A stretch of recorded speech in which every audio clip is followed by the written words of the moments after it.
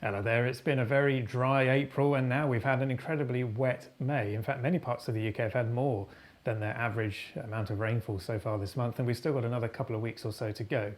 Now, since Fred spoke to you last week, this is how much rain has fallen since last Tuesday, estimated by radar, and you can clearly see where the wettest conditions have been across parts of Wales, southwest England, and then across these southern counties of England as well. But quite widespread, these showers. Many parts of the UK have seen rain during the last 7 days, but a particularly wet spell here across parts of Devon, Somerset and West Dorset during the middle part of last week, with a very slow moving weather front here for a time anyway. Now, what is interesting to see on this particular map is the lighter shadings near the coastal areas. So these extreme east coast parts of northeast Scotland, round the periphery of northern and western Scotland, and even eastern parts of Northern Ireland. This just highlights how the showers are primarily inland, driven by the heating of the day, warming up the ground. And so wherever you've got that onshore component to the wind, the coast tends to be somewhat drier. And so you don't get quite so many showers on the coast, unless you have an offshore wind, of course. And then as the showers move offshore, you might catch one or two of those. Some showers, yes, but also some lightning as well on many of the last few days. So this is looking back at the last 6 days worth of lightning over the UK. You can just see the sort of spread of lightning over the course of the last week or so. The most active days here showing up Northern England on Sunday at the weekend, and then parts of central southern England and the South Midlands on Monday, with a fair number of lightning strikes in the area. But we have seen lightning in different places throughout the last week, and that risk continued today and indeed through tomorrow as well. So quite an active spell of weather for lightning as well. And it's all because the jet stream is south shifted. So here it is at the moment, well to the south of the UK. So quite a bit of cool air in the upper atmosphere sitting over northwest Europe, and that's allowing these showers to get going once you start heating the land up each day. Now, the jet does come a little bit closer to us the next couple of days. That will spin up quite a deep low, and then by the weekend it starts to relax away back to the south again. So we're still stuck in this rather cool and showery pattern. And even by Sunday, yes, the jet turning a bit more northwesterly, but we're still pretty much on the north side. So very little change really to the overall sort of unsettled or showery, changeable theme.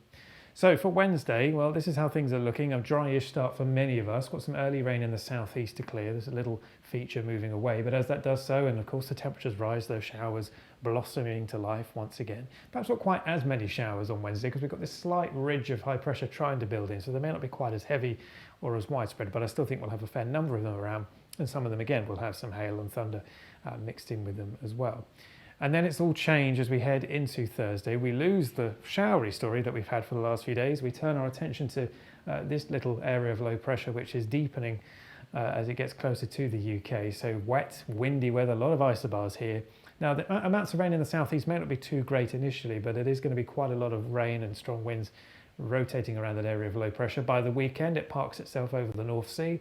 So we're left with a run of northwesterly winds, which again is a fairly cool direction wrapping around that area of low pressure. So showery for the first few days this week, but more widespread rain and stronger winds developing as we head through the latter part of the week and into the beginning of the weekend.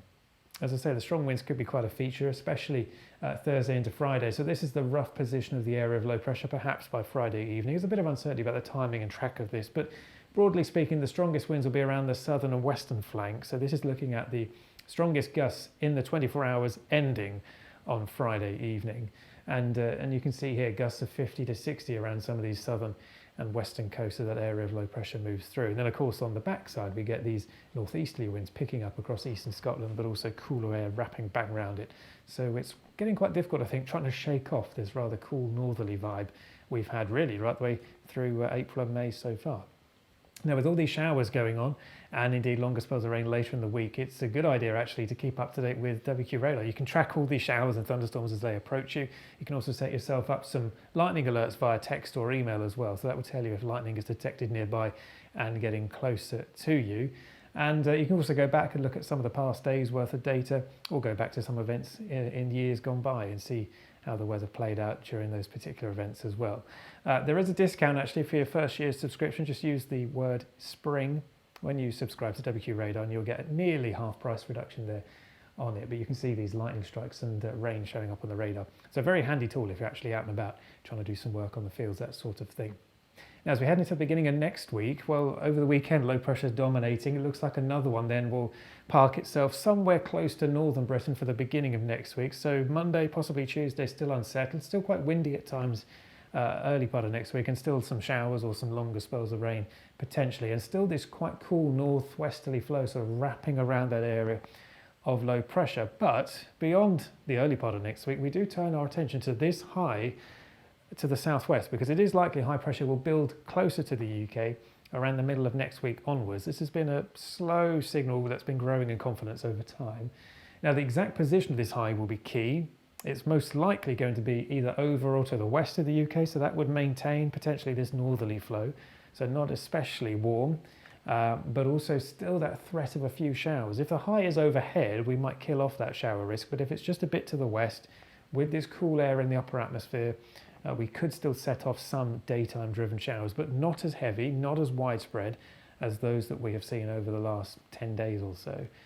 But still the potential, just saying that if high pressure builds in, it may not necessarily be completely dry, because we could still have these showers, but overall it will be drier, with lengthier, drier spells developing potentially during the second half of next week and into next weekend. So that is a sign of a change, if you like, from this very unsettled pattern we're in at the moment, but not necessarily warming up. It may still be a little bit below average temperature wise, and that shows up quite nicely here on our chance of a dry day, which we quite often show you. So you can see the days on the top here going forward in time, different parts of the UK down here on the left hand side, and quite clearly there's a lot of green showing up here for the first few days, so very unsettled, a very high chance of getting wet or a very low chance of staying dry.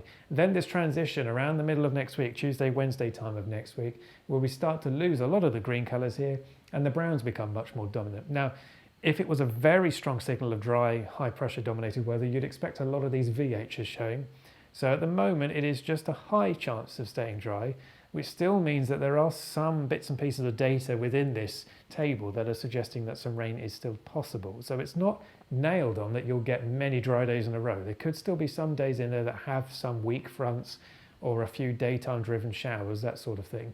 But on balance, there should be quite a bit of dry weather from the middle of next week through at least to the weekend. Beyond that, there is obviously a signal that it weakens a bit in the northwest of the UK, and here we might see the high pressure retreating a little bit around the change of the month, and perhaps allowing lower pressure and some rain and some strengthening winds to come into northwestern parts of the UK, while it does stay overall a little bit more settled further south, although even here the signal weakens a bit, notice, by the first weekend of June. So this just highlights, I think, more widely settled for a time later next week and into the weekend. And then after that, it's more of this sort of transition from back and forth between low pressure and a bit of rain, especially in the northwest, perhaps not quite so much in the southeast. And then we get a ridge building in for a few days to give some dry weather, and then back to the next low. And that sort of oscillation going on into June, but always wettest in the northwest and generally driest the further south and east you are. But as you can see, quite a marked change from the signal here compared to how things are looking for the second half of next week. And this is a growing sign now. Things are starting to firm up a little bit more on that potential for high pressure. Now, as we head through the latter part of May into early June, and this is how things look on the bigger picture across Europe, you can see higher than normal pressure starting to build more widely. But again, I think overall it's going to be a northerly flow of some sort, so not desperately warm. Drier than average conditions, strongest across southern Europe. There are still going to be daytime driven showers and thunderstorms across the heart of Europe. So even here we could still see some heavy, slow moving downpours, but perhaps not quite the longer spells of rain that we have seen recently. And quite clearly it's colder than average across a good part of Europe still. It's just hard to shake off this particularly cold spell with the warmer than average conditions retreated down to the south there nearer the Mediterranean.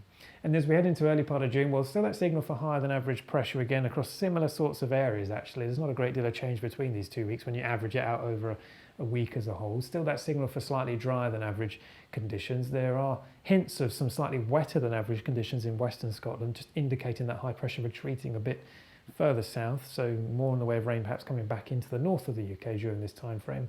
But, mixed picture depending on how many showers and thunderstorms you get. That time of the year where localised downpours make a big difference as to how much rain you get in the rain gauge. And in terms of temperature, well, it's still looking pretty chilly across Eastern Europe, Central and Eastern Europe. Even in the UK, it's near normal temperatures. There is some data that suggests towards the first proper weekend of June, we might start to see those temperatures recovering a little bit in the UK.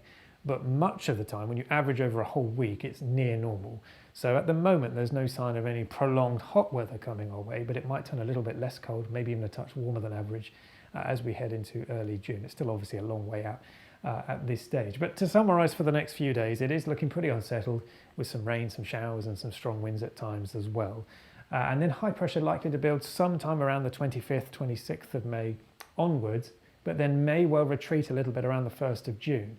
And then, as you see, becoming dry with the high pressure building in, the showers a bit more isolated, but temperatures are still likely to be near or below average because we'll have mostly a northerly flow across the UK. Beyond that, into early June, bit of a northwest-southeast split, generally driest in the southeast and possibly turning a little bit warmer at the very end of our 4-week outlook here as well. So there are some signs of things starting finally to calm down, but no real sign of any majorly warm weather on the way. And as ever, you can keep up to date with the latest day-by-day forecast by following us on social media.